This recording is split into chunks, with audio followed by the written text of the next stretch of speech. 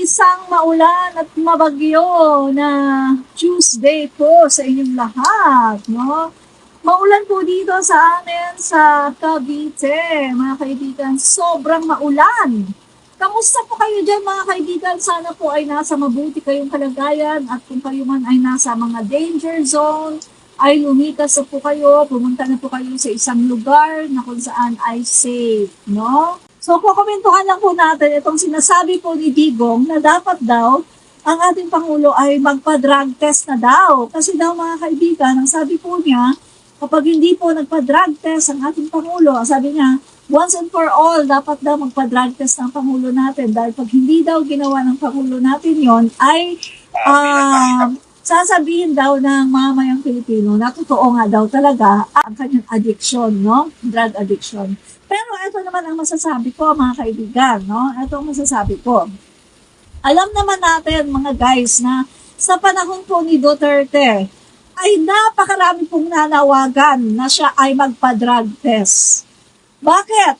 Kasi mga guys, sa panahon po ni Duterte, palagi po na merong nahuhuling mga illegal na kontrabando, mga illegal substance, mga kaibigan, na dumadaan po dyan sa Port of Davao. At mga kaibigan, eto mga kaibigan ay, di ba, nagkaroon pa nga ng hearing sa Senado, mga kaibigan, dahil dito. Lumalabas na pag iniimbestigahan po, yung mga illegal substances, pati yung mga smuggling, mga kaibigan, na dumadaan sa Port of Davao, kapag iniimbestigahan, lumalabas, mga kaibigan, na nagtuturo sa kanilang pamilya. Yan. Mga kaibigan, nasa ano po yan, nasa Senate hearing po. So, hindi po fake news ang aking sinasabi. Kasi, kinokomentohan lang po natin yung mga nangyari noon.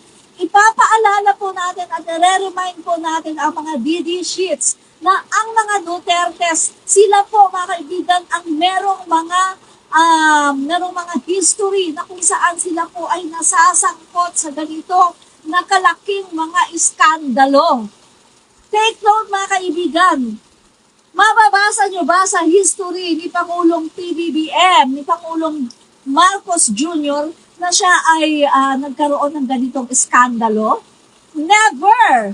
Kahit nga nung siya pa ay hindi Pangulo ng Pilipinas, anak pa lang siya ni President Marcos Sr., hindi kayo nakarinig man lang sa mga balita na, ayan, nasangkot sa gulo. Katulad ng mga nangyayari, mga kaibigan, sa mga artista na into drugs, mga kaibigan, na nababalita na lang na eto, nakipagbangayan, nakipagsuntukan, nagkagulo sa bar dahil itong si artista ganito ay nakipagbangayan hanggang sa nauwi sa bakbakan, hanggang sa nauwi sa riot. Never kayong nakarinig kahit isang beses na iskandalo tungkol kay Pangulong Marcos Jr. Never, di ba? Wala kayong narinig na kahit isa, mga kaibigan. Ito masasabi ko sa kay Duterte, mga kaibigan.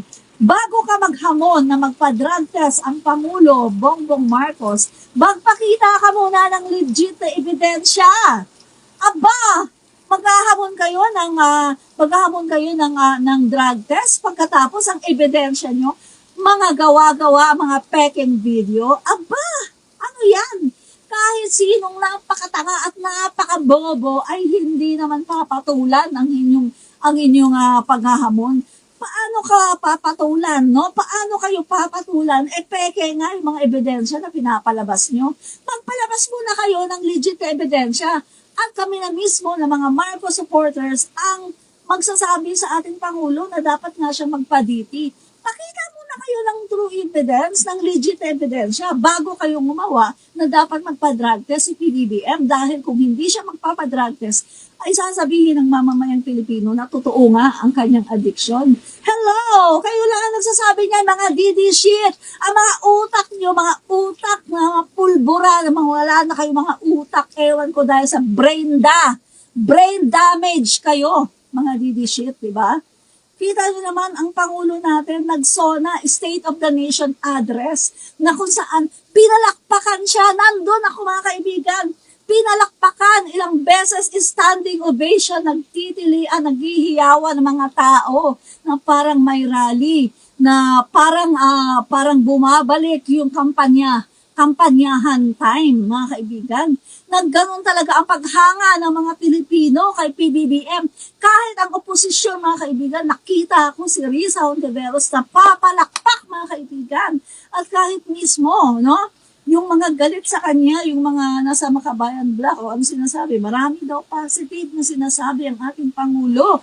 At tuwang-tuwa, mga kaibigan, doon sa sinabi ng ating Pangulo na lahat po ng mga pogos ay totally ban na po.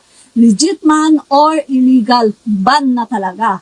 So mga kaibigan, eto kung hindi ba naman sila mga bobo, mga tanga, mga bugok, mga walang kwentang mga tao, to mga didishits na papakalat ng peke na video na yan.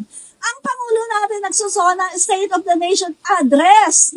Mga kaibigan, pagkatapos gusto nyong ikalat sa buong mundo na bangag ang Pangulo natin. Napakatanga nyo, napakabobo nyo. Ang ginagawa nyo ay mga gawain ng Satanas ni Lucifer. Mga bugok kayo, mga walang hiya. Lumayas kayo sa Pilipinas. Ang gusto nyong gawin sa mga Pilipino, i-divide. Ang gusto nyong gawin sa mga Pilipino ay talaga namang masira ang imahe natin sa buong mundo. Na nagpapakalat kayo, gumagawa kayo ng mga video na walang katuruturan, mga video na talaga namang katarantaduhan nyo, mga loko-loko, mga bangag kayo. Kayo ang tunay na bangag. Mga walang hiya kayo. Hindi kayo Pilipino, mga walang hiya kayo, mga loko-loko, mga bangag. Diba? So, ibalik natin ang history. Gusto ko lang i-remind sa inyo, hanggang ngayon, si Pulong Duterte, hindi pa rin pinapakita niya yung kanyang tattoo sa likod. Meron ka bang tattoo sa likod mo? Meron po, Mr. Chair. Meron. Okay. Yung tattoo mo sa likod, I can imagine it's a colored and dragon-like figure tattoo. Am I correct? I invoke my right to privacy, Mr. Chair. Well, ito pong informasyon na ito ay ibinigay, itong intelligence information na ito ay ibinigay sa akin ng isang foreign country na ang sinasabi ay itong si Vice Mayor Paulo Duterte ay member ng Triad. At ito, ang proof ng kanyang membership ay yung tattoo sa likod. Yan ang mag-explain ng lahat ng ito. At merong competition among syndicates. Dahil yan yung proof. That's the physical evidence of his membership sa Triad, yung tattoo. Ngayon, Mr. So, can you show us that, are you willing to show us that tattoo to validate or invalidate? Mr. Chair, I invoke my right to privacy. Okay. The chair would like to request respectfully that we should not make allegations here without any basis, because trial is a very serious accusation. And they should not abuse any of the witnesses here. I totally agree, Mr. Chairman. That's why the President and the Chair would like to counsel everyone here to be very careful, because everybody has friends here. And the Chair intends to make sure, yes, that we respect those rights. Thank you very much, Mr. Chairman. That's why I'm going to present the evidence of my allegation, which is written and printed and tattooed on the back of Mr. Paulo Duterte, because that's the membership of Triads, Mr. Chairman. So I'm not making any baseless allegations here. This intelligence information was handed down to me from a foreign country, and na-validate naman, in-admit naman ni Mr. Paulo Duterte. I wouldn't have any way of knowing na meron siyang ganun tattoo. But yun ang sinasabi ng Intel report. The membership is printed there, Mr. Chairman. Ano ba yung tattoo sa likod ni Pulong Duterte? Yan lang naman ang sinasabi ni Trillanes na dapat niyang ipakita dahil yan ay katibayan na siya ay member ng Triad, di umano. Ay talaga naman, nagagalit ako dito. Hanggang ngayon, hindi pinapakita ni Pulong Duterte ang kanyang tattoo sa likuran. Di ba? The Filipino people deserve to know the truth, mga kababayan. Dahil itong mga Dutertes, kayo talaga ang nasasangkot sa malaking iskandalo ng droga. And even ang mga whistleblowers, sina Las Cañas, sina Asierto, ano yung sinasabi nila? Ha? Duterte is the Lord of all drug lords in Southern Philippines. Kaya mahiya ka, Digong, mahiya ka sa balat mo. Wala kang kwentang tao, wala kang kwenta. Dati kang Pangulo ng Pilipinas, pero hindi mo ginagamit ang utak mo. Noong panahon na ikaw ay Pangulo ng Pilipinas, hinahamon ka magpa-drug test. Anong sabi ni Harrieta? Oh, anong sabi ni Harrieta? Ang sabi po ni Harry Roque, no, sa pagkakatanda ko, hindi ko ma-search eh, loading siya mga guys, ang hina ng signal dahil siguro sa Bagyo, no. Ang sabi po ni Harry Roque sa pagkaka-recall ko, Pangulo na daw ng Pilipinas si Digong, mga kaibigan ha, at magpapadrug test daw si Digong kung gusto niya, ha? Kung gusto daw niya magpapadrug test, pero hindi daw po pwede na utusan siya ng kung sino. Yan po ang sinabi ni Harry Roque na spokesperson ni Digong during that time. So eto masasabi ko, sino ba kayo para utusan ngayon ang ating Pangulo na magpa-drug test? Sino kayo para utusan ang ating Pangulo na magpa-drug test? Eto mga kaibigan ang masasabi natin panahon po ni Duterte, siya po ay pinipilit na magpa-drug test. Ayaw po niyang magpa-drug test. At sinabi po ni Harry Roque na bawal pilitin, huwag pipilitin ang Pangulo dahil ang Pangulo daw ay halal ng taong bayan. Yan ang sabi ni Harrieta Ang Pangulo ay halal ng taong bayan. Hindi siya pwedeng pilitin ng kahit na sino. So ngayon, ibabalik natin yung statement na yan ni Harriet Roque kay Digong. Ibabalik natin sa kanila yan. At isa pa, si Digong po noon, kaya po siya pinipilit na magpa-drug test dahil marami pong mga lumabas, mga kaibigan, na mga ebidensya. Maraming mga lumabas, mga kaibigan, na mga iskandalo na nagtuturo, mga kaibigan, sa kanilang pamilya. Mga kaibigan, no? Nadala pa yan, napakalaking iskandalo sa Senado, inimbestigahan pa yan, mga kaibigan, na yung mga illegal na mga kontrabando dumadaan sa Port of Davao. At ayon din sa mga investigasyon, mga kaibigan, may mga whistleblower na mismo nagsabi na eto nga ang nagpoproteksyon ay walang iba kundi si Pulong Duterte. At even yung kanyang tato sa likuran, hanggang ngayon ay hindi pa rin niya pinapakita sa taong bayan na di umano, sabi ni Trillanes, eto ay ebidensya na siya ay member ng Chinese Triad. Diba? At nakikita nga, di ba, mga pinakita na pictures ni Trillanes sa kung saan kasama ni Pulong Duterte ang mga Chinese nationals na mga sangkot sa droga. So kung titingnan natin, sila talaga yung mga nakikita natin na mga bangag. Di ba? Sila talaga. Pero si PBBM na kahit isa wala kang makikita. Even noon, panahon ng kabataan pa siya, walang iskandalo na, ay nakita si PBBM na ganito, nakipag-away, ganyan, dahil bangag, wala kang makikita. Pero itong mga Duterte, sila talaga, maraming iskandalo, napunta pa nga sa Senate hearing. Pero dahil si Duterte noon ang Pangulo, tatawa-tawa lang si Pulong na parang sinasabi na, hindi ka naman magtatagumpay, Trillanes, dahil Pangulo ang aking ama. Ganon, mga kaibigan, di ba? Pero ngayon, nawala na po si Duterte sa katungkulan. Hindi na po pwede yan dahil ang Pangulo natin ngayon ay isang Pangulo na sumusunod sa batas. Kaya iyak na lang kayo, mga didilis, mga didishits, iyak na lang kayo. So yan po, mga kaibigan, no? Kaya eto, mga kaibigan, ang masasabi ko po, no, talagang nakakagalit dahil biruin mo, wala silang ebidensya. Eto, sasabihin ko sa inyo Okay. Kami na mismo ang magsasabi sa ating Pangulo na magpa-drug test kung may maipakita kayo na legit na ebidensya. Eh kaso nga, ang ebidensya nyo, gawa-gawa lang na kahit bata na 3 years old ay malalaman na gawa-gawa lang at peke. At ang nakakatawa pa nito ngayon mga kaibigan, ha?